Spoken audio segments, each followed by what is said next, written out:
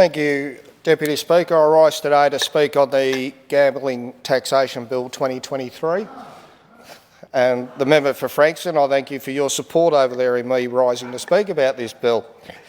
I congratulate the government on bringing this bill in. I think it's important. I think implementing what the Royal Commission has suggested, and especially in regards to Crown Casino, we all know the Crown were dodging and weaving for quite a few years. If I had one criticism of the government, it would be that you could have done it sooner. For the best part of the last 2 decades, it has been a Labor government. We've only been in for 4 years, but I am grateful that they have taken a positive step forward in addressing the issues with this.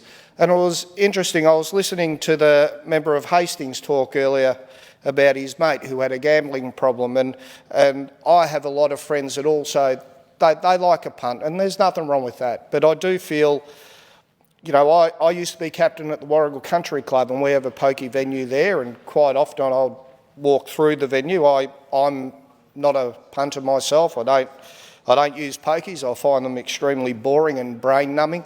But I look in there and I can see people just sitting there and pressing a button and pressing a button and pressing a button and not really knowing what time it is, what time of day it is. And you hear horror stories, you know, where people will leave their kids in car parks and things like that. So I think any reform on gambling is good reform, and I congratulate the government on this. But I would also point out there are some positives with gambling taxation, and this brings me back to my local community.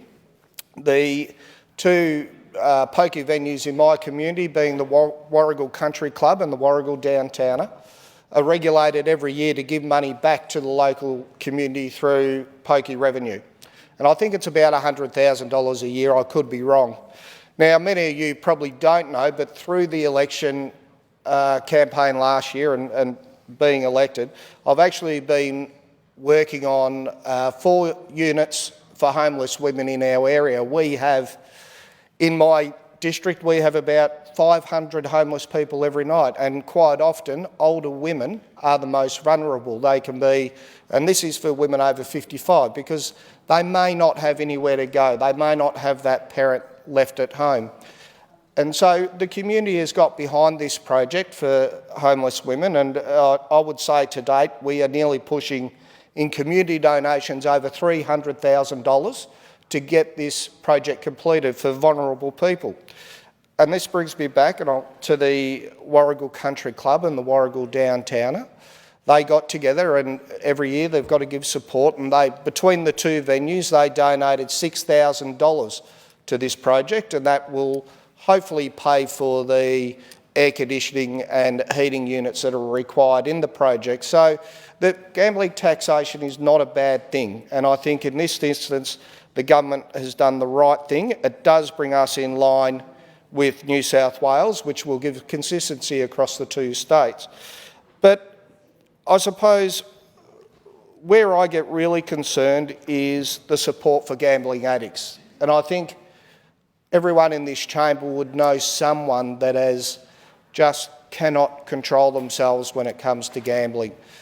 And being new to this House, and I see the support that the government gives with safe injecting rooms, for example.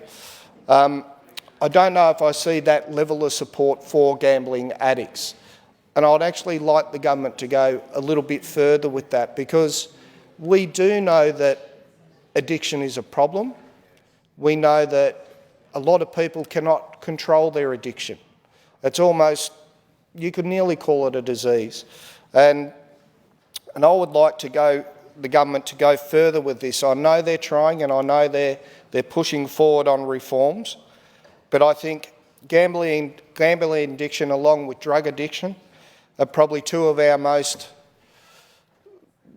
things that scourge the community that really, really do wreck people's lives. And if the government can implement a program to support gambling addicts, I actually think that's a positive program, and when that comes forward, I will support that as well.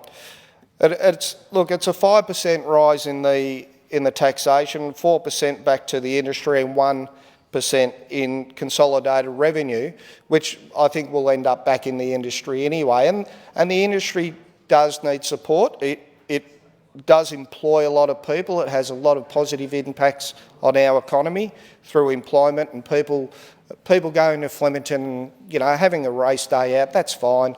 But that supports a lot of employment as well. So we don't want to see the industry collapse. That would be a mistake. But we do want to see the industry being proactive in what they do, and I still get back to supporting addicts would be a really, really positive step.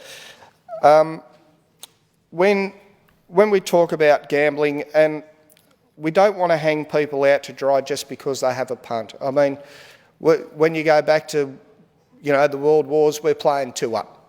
That's having a punt.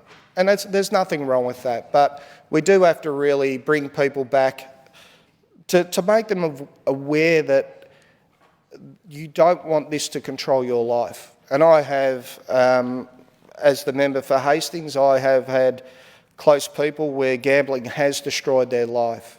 You know, it's sad when you know, people can't afford to put food on the table for their kids, or they can't afford to take the kids on a holiday because they just get so consumed by what gambling is. And as I said earlier, I'm not a punter. I don't think I'll ever be a punter. I don't mind having a bet every now and again, have a bet on the Melbourne Cup, or you might be out with your friends and having a bet. But I do like what the government has done here with this bill. I think it's a really positive step forward. I'm so grateful they have taken on the Royal Commission report, and you know how well holding Crown Casino to account is an important thing, and their behaviour was abhorrent, like other members have said before me. And I think they need to be brought into line, and the government has done the right thing here on this bill. Just in closing, Speaker, I think what we need to do looking forward as members of this House is actually have more bipartisan support when it comes to issues like this. I mean, in here we can be red or blue or green, but when it comes down to people that are the most vulnerable in our communities, I think it's nice to see it when the whole House comes together and says, this is a good idea. So I congratulate the government, and